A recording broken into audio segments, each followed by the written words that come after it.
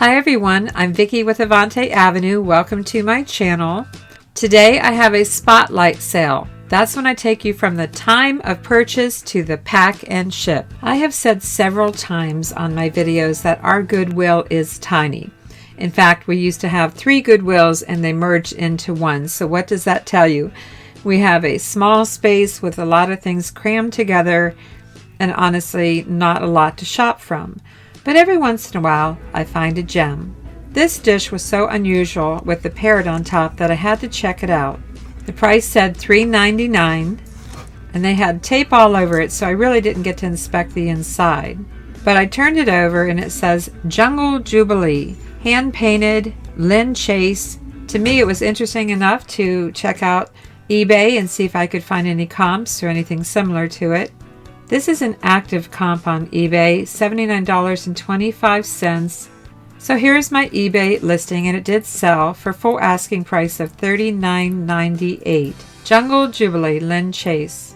And I put the number that was on the bottom of the dish. So let me show you getting it off the shelf as I get ready to pack and ship it. If you enjoy seeing me get the items off the shelf, leave a comment down below. No one has actually ever said, but I thought it might be fun to see the other things that I have listed. Everything on these shelves is listed on eBay. I know this is going to be a challenge to pack and ship. That little parrot on top, he might just get the best of me, but we'll see. So keep on watching as I show you how I pack this fragile item so that it will arrive safely for my buyer. I hope you'll keep in mind that some of the techniques that I show you in my pack and ship videos can help you with other items that might be similar to what I am packing and shipping. As I always do, I fill the open area, or the void as I call it, in any container or dish. To do this, I'm just using tissue paper and I'm pushing it along the inside rim as you see here. It did take several sheets of tissue paper. I think I used 4 total. What I'm trying to do is use the tissue paper as protection from impact on the dish. I decided to fill the center with styrofoam peanuts. I'm really glad I bought some of these. I am enjoying using them. Let's test fit the lid. I do have the inside of the lid, the domed area there, that needs a little filler. Another piece of tissue paper should do the trick. Let's test the fit again. Looks pretty good. Now how am I going to keep this lid on?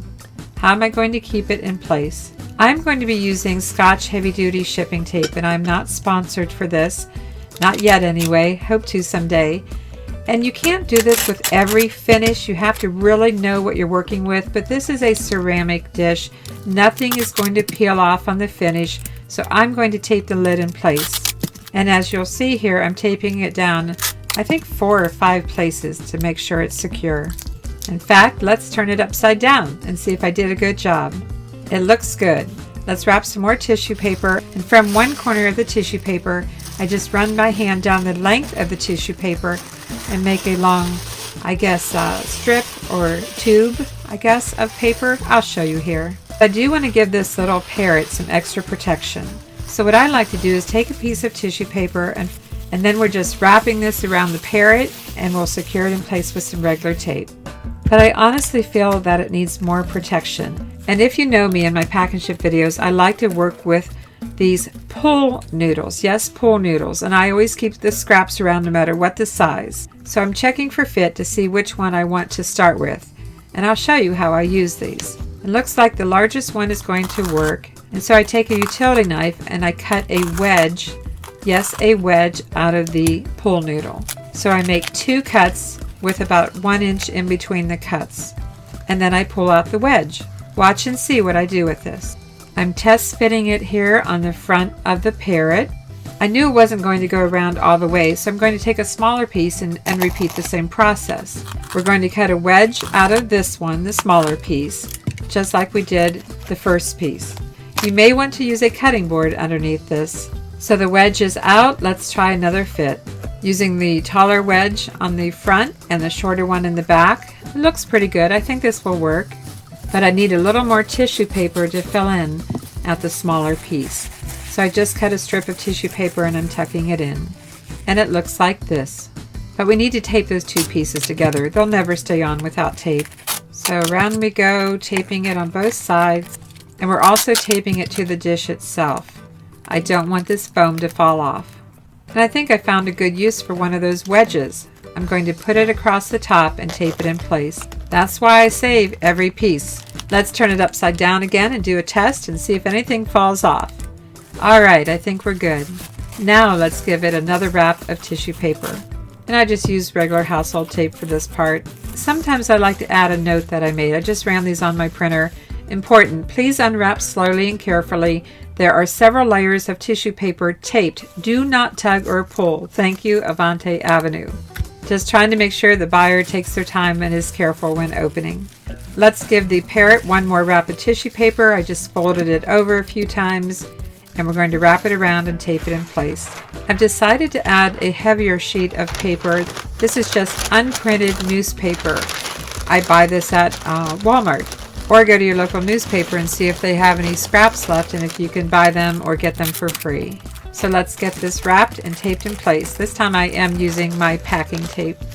I like to use large 1/2 inch bubble wrap, and I like to cross lay the bubble wrap. One of the reasons that I do that is because I almost always have a seam that runs down the middle, and by cross laying the bubble wrap I eliminate that seam. That seam is where the bubbles are popped and flat.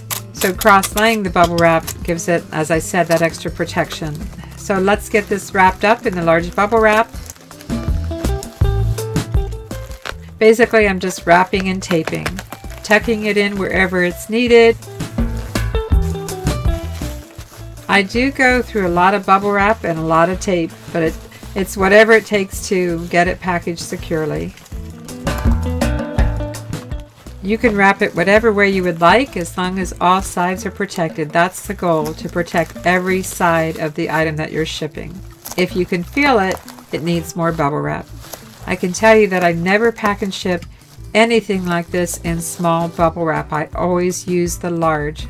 1/2 inch is what I buy. Okay, let's get this measured and figure out what size box we need. And of course I'm adding my thank you label, which I run 30 up on a sheet of labels. We're going to use an eBay box 12 by 10 by 8. Let's get this folded up. I always tape the bottom first, and I put a little piece of tape on the side seam. It's always good to do a test fit and know how much room you have left so you know how much more packing you need to add. Again, I like to cross-lay bubble wrap in the bottom of the box. I have 2 sheets that I've laid opposite directions. When I say 2 sheets, that's 2 12-inch squares that are still attached. Looks pretty good. Let's add some styro peanuts to fill in around the sides. Typically I try to leave 2 to 3 inches around an item, but you'll see in this case that I had to do a little bit of, well, I'll show you. I had to change things up a little bit when it came to the top of this box. I'm just tucking the styrofoam peanuts around the sides and patting them in place. So I mentioned that I ran into a little issue here at the top. I don't have a lot of space between the top of my dish and the top of my box. So what am I going to do about this? I'll show you. The first thing I decided to do is to cut an extra piece of cardboard from some scrap cardboard to go across the top of the dish.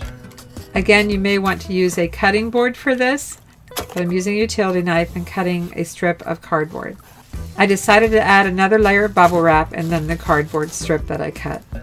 But as you see, when I go to fold the side flaps of the box, I don't have enough room. I need to change something here. So let me show you how you can easily extend the height of your box.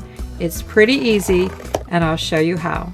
Using a ruler and a pen that's not opened, or in this case I'm using a staple puller, you need something to score the box. And then using the ruler, I put pressure against that line and fold the flap. I'm actually changing where the box flap is going to fold. You'll see here. Repeat this same process for all 4 flaps, making sure they're all measured at the same distance from the original fold. Do you see here the original fold versus the new fold? As I'm testing it, I decided I needed a little more bubble wrap, so I took 1 sheet and I'm cutting it in half to fill in where it's needed. I'm trying to make this as level as possible. So I'm just folding these small strips and tucking them in the box, and then again layering this single piece on top, as well as the cardboard strip that I cut. Now all I really have to do is align the corners and tape and tape and tape. Be sure to buy your tape in rolls of at least 6 at a time, because if you're like me, you will go through tape. I need to buy stock in it. I want to wish everyone a happy Thanksgiving. I'll see you on November 29th. I'm taking a little time to get Christmas items listed. I will see you soon. Thanks for watching and subscribing.